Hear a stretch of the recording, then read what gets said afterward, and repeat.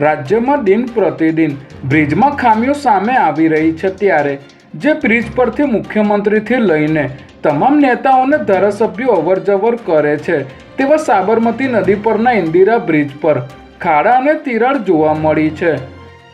ગાંધીનગર તેમજ અમદાવાદને જોડનારા ઇન્દિરા બ્રિજ પરથી રોજના 1 લાખ જેટલા વાહન ચાલકો પસાર થાય છે, ત્યારે બ્રિજ ઉપર ખાડા પડવાની ઘટનાને લઈને રાજ્યના માર્ગ અને મકાન વિભાગની કામગીરી સામે સવાલો ઊભા થયા છે। થોડા દિવસો પહેલા પણ અમદાવાદના નહેરુ બ્રિજ પર જોઈન્ટના બેરિંગ ખુલી ગયા હોવાનું સામે આવ્યું હતું।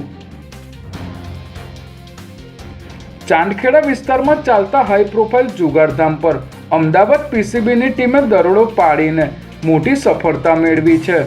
સ્વામિનારાયણ સર્કલ પાસે આવેલા સેતુ સોલિડ ફ્લેટના ફ્લેટ નંબર D701માં જુગાર રમાતો હોવાની ચોક્કસ બાતમીના આધારે પીસીબીની ટીમે દરોડો પાડ્યો હતો, જેને પગલે જુગારીઓમાં નાસભાગ મચી ગઈ હતી। ત્યારે પોલીસે સ્થળ પરથી આશિષ પટેલ સહિત 11 લોકોને જુગાર રમતા ઝડપી લઈ 18 લાખ ઉપરાંતનો મુદ્દામાલ કબજે કર્યો હતો।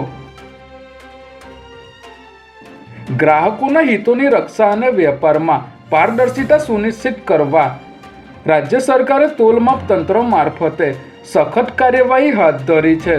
કાનૂની માપ વિજ્ઞાન તંત્ર દ્વારા રાજ્યભરમાં નિયમિત તપાસ અને ગ્રાહક જાગૃતિ અભિયાન ચલાવવામાં આવી રહ્યું છે, ત્યારે આ અભિયાનના ભાગરૂપે રાજ્યના 25 જિલ્લાઓમાં 370 જેટલા સોના ચાંદીના વેપારીઓ અને જ્વેલરી શોરૂમ પર સામૂહિક આકસ્મિક તપાસ હાથ ધરાઈ હતી, જેમાં વિવિધ ગેરરીતિઓ સામે આવતા તોલમાપ તંત્ર દ્વારા 253 કેસ નોંધીને રૂપિયા 6.79 લાખનો દંડ વસૂલ કરવામાં આવ્યો હતો।